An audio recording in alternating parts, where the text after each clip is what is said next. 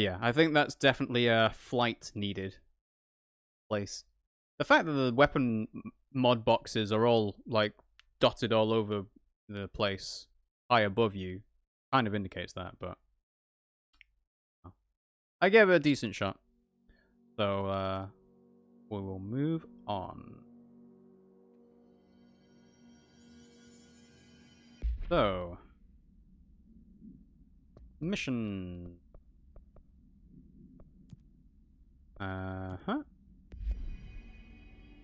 So, let's find the Panopticon.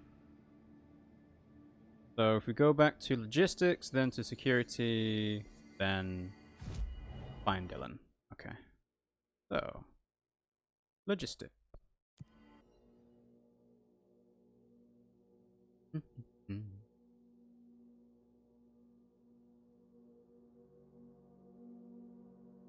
Activate shield rush.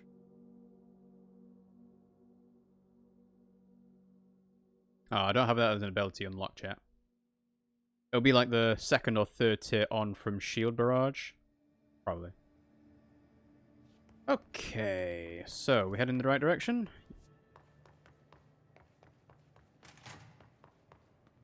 So, did I explore this room apart from the Wall of Honor? Security checks. Well, can't go through there, so let's go around. The medical wing! Yes, I don't think I explored anything down here. There we go. Nice big letters to tell me where I am.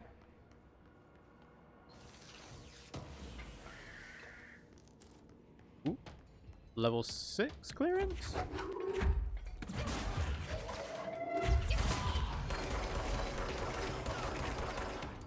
Let's get charged up, shall we?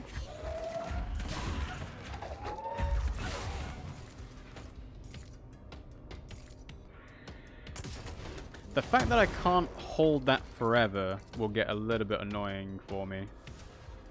But I guess just get better at using charged. In the shelter. Right, you're going to stay locked. Okay. Hello! Oof. Shooting inside a safe room, maybe not the best idea.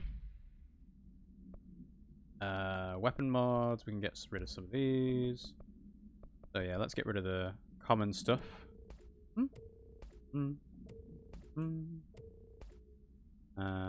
Sure. Yeah, fine.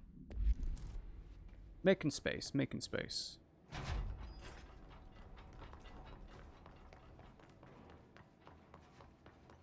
So, level 6 clearance. So, level 6 clearance must come with Underhill, at least going by, you know, toxic poison under there. So, that's where I got the mod. And that's over here. You're just another examination room. Okay. Ooh, hello, another room. Another mod. I keep calling them mods, but they're not necessarily actually mods. Sometimes you get just normal materials out of them. So I should stop calling them. They're more like just... Use you? They're just more like treasure boxes.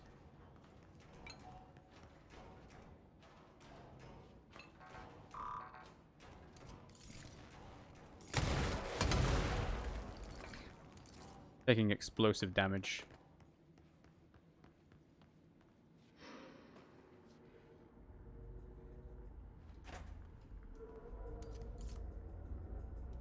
Yeah, I'm just gonna close that door.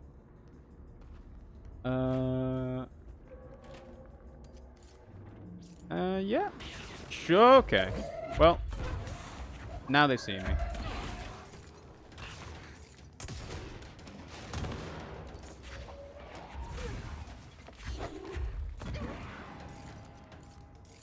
I think these guys are more unnerving than the charged, because they just walk slowly towards you.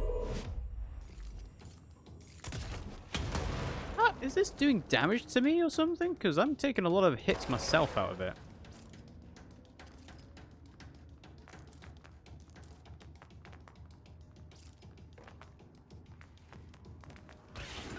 Oh, God.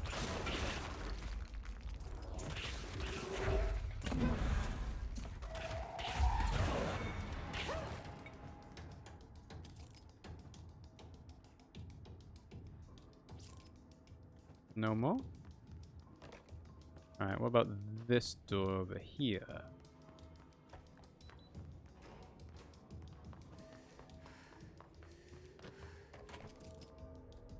Okay, they saw me and they moved. Good.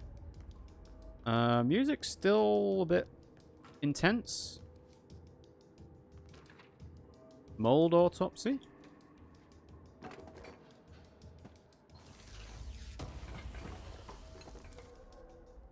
Remote thought? Kind of trying to avoid the floor is lava effect of the poison here. Assuming it is even poisoning me. Alright, I need to get some more personal mods done. So let's get rid of you. Ta-da. That'll do. Okay. So I'm not taking damage from the floor, which is good. Half expecting to. Am I gonna get jump scared by something?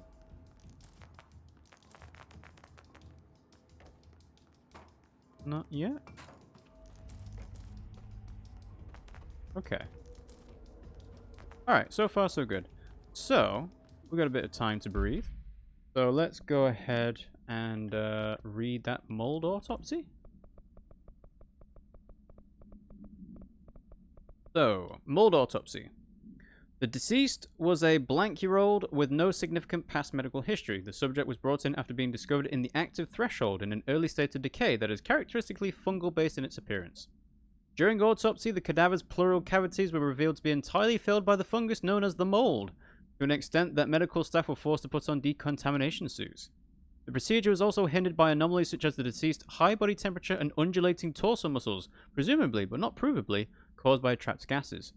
Routine samples as well as tissue samples were requested by Dr. Underhill, were successfully extracted. However, their rapid retrogression outside of the host body needs to be noted. Cause of death, mold ingestion. Okay. Why?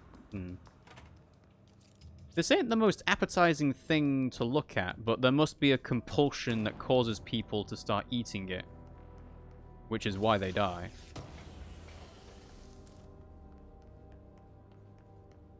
Alright, security, Panopticon, medical wing.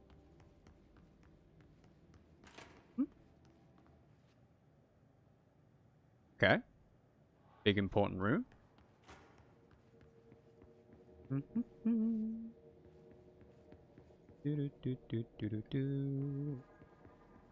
No files, really?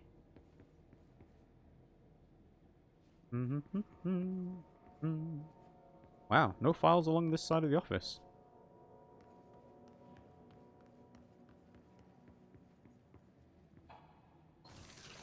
More loot. What does it say? Important. Something vision. Do not wipe. This is a warning.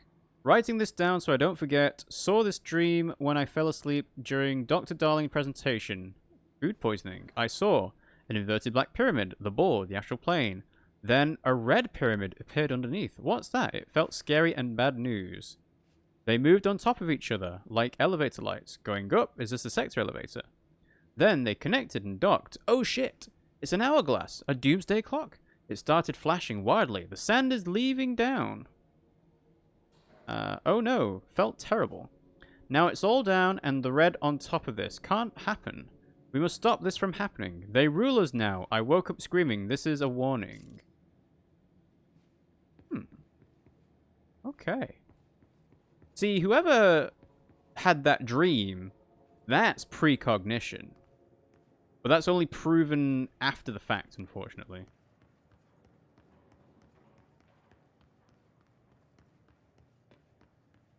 So again, don't have Sector 6 clearance yet.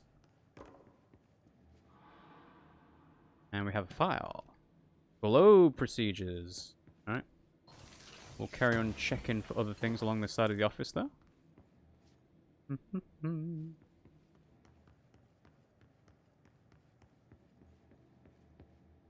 Ooh, hello. Mission control.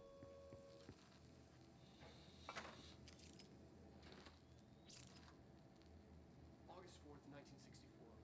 We discovered the oldest house while investigating a suspected altered world event case in the New York City subway tunnels. The agents found their way up into the building. Once we became aware of it, it was there. For the rest of the population, it was hiding in plain sight. A slippery blind spot, seemingly discouraging observation. It's a place of power, an ongoing AWE of its own, seemingly adhering to its physical outer constraints and yet constantly breaking the known boundaries of reality. It's unstable, shifting. Note, for more details on control points and the research and process to stabilize and secure the core sectors, refer to a separate presentation. After extensive research and investigation, the Bureau made the building its headquarters on November 13th, 1968. The Federal Bureau of Control was never out in the open. This was always an obfuscated, classified top secret operation. So imagine our surprise when the building's observation-resistant aspects began in some unquantifiable way to affect the Bureau as a whole.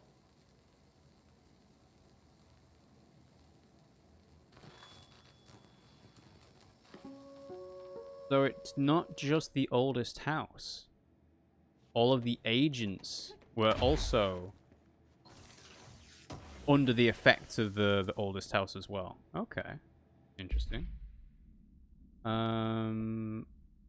So we got collectible case file. So, globe procedures. Wolf Globe, AI 72 PE. No unique procedures required, however, contact should be limited as some report feel disoriented after touching it. Item is handmade, set in dark wood. The item itself is lacquered, hand-painted, spins freely on all axes.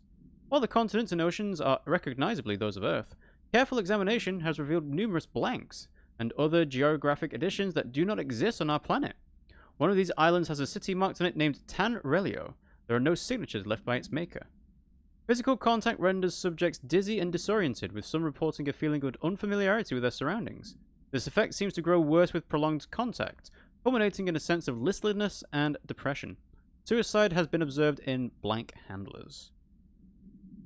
Not that I was active to begin with, but I'm gonna have you in the background while I clean my room, because when I get bored I start to clean. Hey, that's fine. Like I said, we kind of expect people to have us on in the background every now and then, so that's why we take the time to read out what we're looking at so you guys can hear us as well.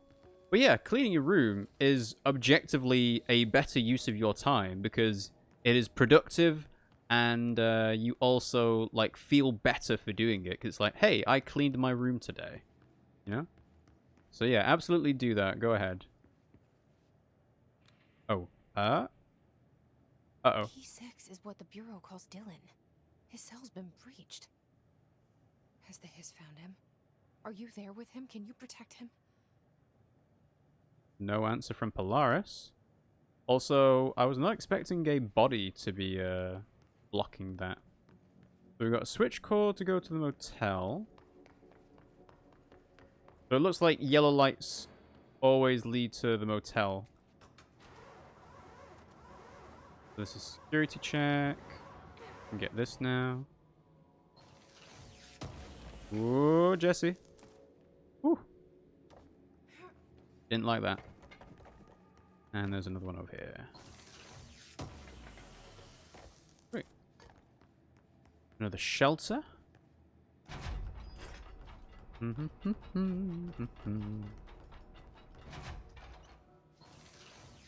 So many mods. So many materials. Okay. Alright, well, I'm going to assume there is not really any other place to go other than towards the switch cord because I don't have the clearance yet to go through the door. So, let's go ahead and do the switch cord. So where does this go? Yeah, it's just a entry point. Whoa! I was not expecting that, that big face in front of me. Alright, door's locked.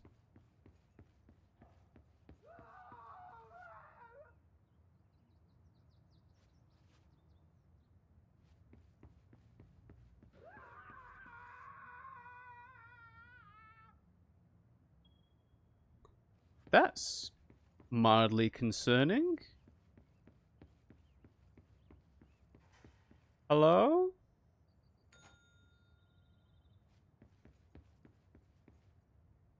Oh, okay.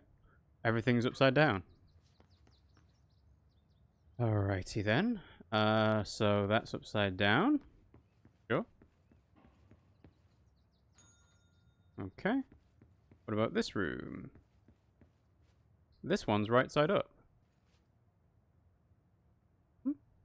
Okay, nothing outside the ordinary there.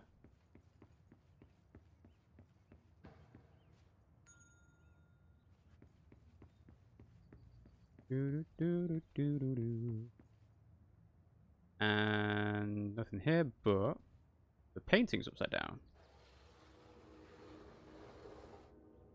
Huh? Is there anything else I need to do to flip stuff? I suppose the painting's the only thing that can realistically be moved upside down.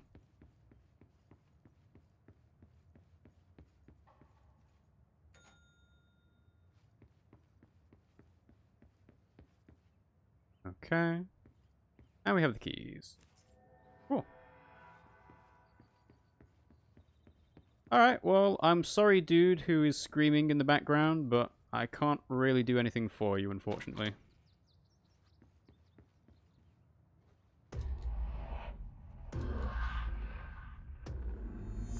Fine, Dylan. That just opened the fire break. Weird. It's been a long time since Dylan and I knew each other.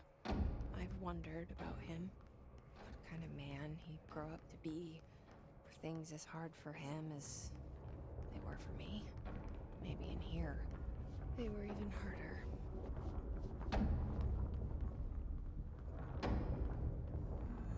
Speak with a Panopticon supervisor.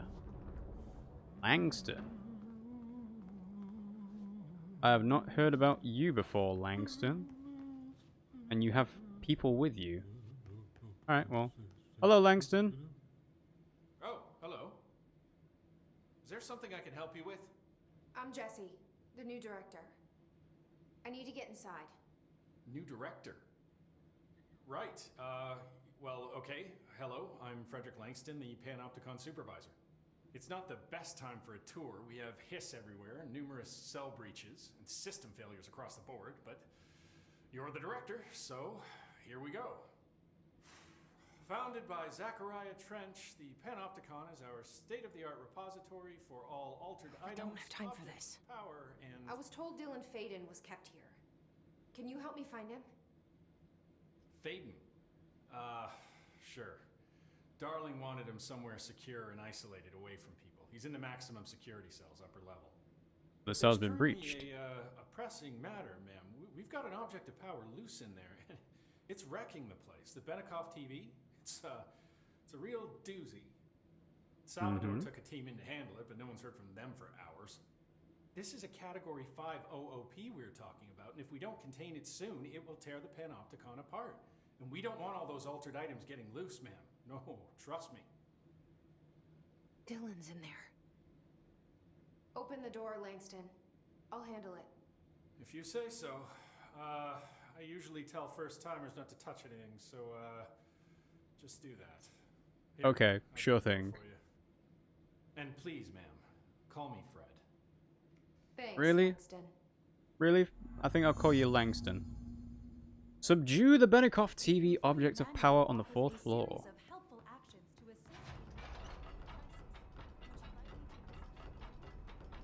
Oh, okay. Dylan's close. But that object of power might wreck this place before I find him. Do you have anything more to say? Is the TV back in its box yet? No. No rush or anything. It's just, you know, an ongoing concern.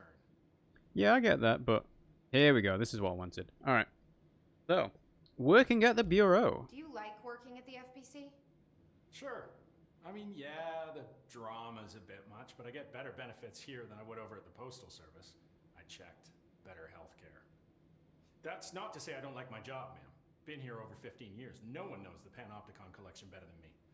I'm, close to them, in a way. I can't tell if that's creepy or normal here. That's a good point. Rituals. How do you keep the altered items under control? It depends on the item. Each one has different needs. Ritualistic touches go a long way. Singing to them. Did he say Flipping singing? the lights 3 times, that sort of thing. It's not superstition if it works. Yes, it is. If it works, it's not necessarily directly correlated to it. Anyway. What's the difference between objects of power and altered items? Think of them like storms. Objects of power are like tropical cyclones or hurricanes for the uneducated. They're big, rare, and scary. Of course, directors can just bind the OOP and become the eye of the storm. Altered items are more like weird thunderstorms. Some may rain frogs, some may rain corn, but they all rain something. And how does the hiss factor into all that? It's changing them, making them aggressive. Now they're all raining, I don't know, knives. Knife rain. Nice metaphor. That is pretty good. Did you work closely with Trench? Oh, he spent most of his time with Darling and all them. The inner circle. Not that I care. Trench certainly had his favorites. He did stop in occasionally to scowl and smoke. Did you know the Bureau has a no-smoking policy? Yes. It does. Just not for Trench. Hmm. Still, he is the one who put aside funding for the Panopticon. The man did have vision. Okay. And then your background. How did you get this job? Started as a junior agent because my uncle knew a guy. From there I got put on a desk until an accident left the containment sector severely understaffed. At which point I got bumped up to management. Put in a steady 8 hours a day for another 10 years and voila, supervisor. Supervisor? I That's just all picked it? up a gun. Yeah. Or a gun picked me. Alright, well, thank you, Langston.